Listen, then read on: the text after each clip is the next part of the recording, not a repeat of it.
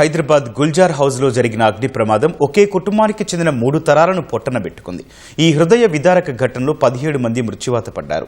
బాధిత కుటుంబ సభ్యులకు తీరని శోకం మిగిలింది. మృతదేహాలను పోస్టుమార్టం చేసి కవర్లలో చుట్టి తీసుకెళ్తున్న దృశ్యాలు అందరినీ కలచివేశాయి. మహానగరంలో ఊహించని ప్రమాదంలో ఒకే కుటుంబంలోని 3 తరాల్ని అగ్గి బలి తీసుకుంది. చార్మినార్ సమీపంలో జరిగిన ఘోర అగ్ని ప్రమాదంలో 17 మంది మృత్యువాత పడ్డారు. సుమారు 150 సంవత్సరాల క్రితం ముత్యాల వ్యాపారం చేసేందుకు ప్రహ్లాద్ మోదీ తాత నగరానికొచ్చారు. గుల్జార్ హౌస్ చౌరస్తాలో భవనాన్ని కొనుగోలు చేసి వ్యాపారం ప్రారంభించారు. తండ్రి పూనం చంద్ నుంచి వారసత్వంగా ప్రహ్లాద్ మోదీ, రాజేంద్ర కుమార్ మోదీ సోదరుడు వ్యాపారాన్ని విస్తరించారు. దేశ విదేశాల నుంచి ముత్యాలు దిగుమతి చేసుకుని మంచి గుర్తింపు తెచ్చుకున్నారు. బంధుమిత్రులతో కలిసి పండుగలు, వేడుకలు నిర్వహిస్తూ అందరితో కలివిడిగా ఉండేవారు.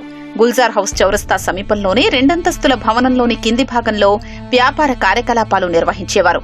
పై 2 అంతస్తుల్లో కుమారులు, మనువళ్లతో కలిసి ఉండేవారు.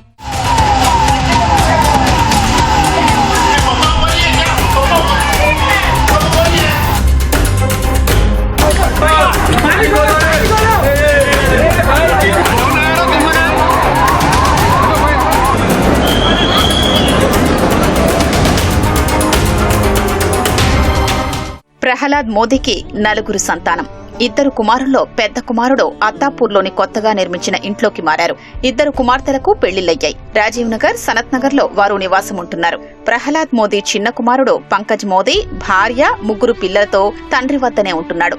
ఉత్తరాది నుంచి వచ్చే బంధుమిత్రులతో ఇల్లంతా నిత్యం సందడిగా ఉండేదని స్థానికులు తెలిపారు.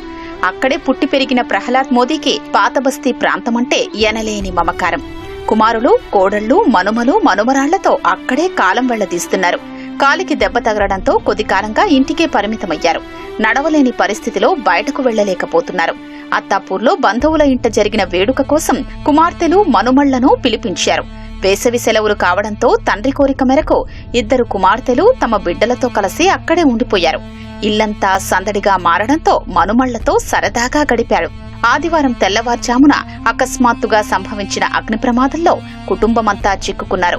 బయటపడే అవకాశం లేకపోవడంతో ఊపిరాడక అపస్మారక స్థితికి చేరారు. ఘోర ప్రమాదంలో ప్రహ్లాద్ మోదీ దంపతులతో సహా ఆయన కుమారుడు, 2 కుమార్తెలు, మనుమలు, మనవరాళ్లు మరణించడం పెను విషాదం నింపింది.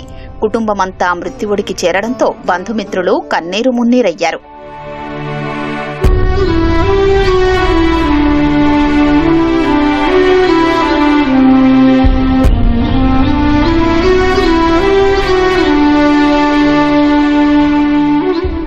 ఈ దుర్ఘటనలో చనిపోయిన 17 మంది మృతదేహాల్ని ఉస్మానియా ఆసుపత్రికి తరలించి పోస్టుమార్టం పూర్తి చేశారు.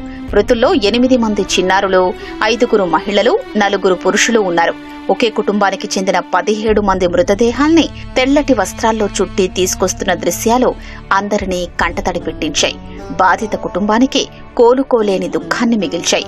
గుల్జార్ హౌస్ లో జరిగిన ప్రమాదంలో మంటల ధాటి కంటే ప్రమాదం వల్ల కమ్ముకున్న పొగ వల్లే 17 మంది విలవిల్లాడుతూ స్పృహ కోల్పోయి ప్రాణాలు కోల్పోయారు.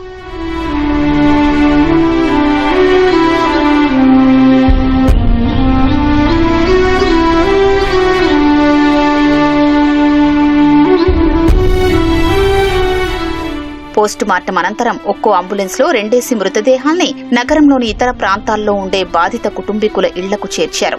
అనంతరం 17 మంది మృతదేహాల్ని పురాణాపూల్లోని శ్మశాన వాటికలో దహనం చేసి అంత్యక్రియలు పూర్తి చేశారు.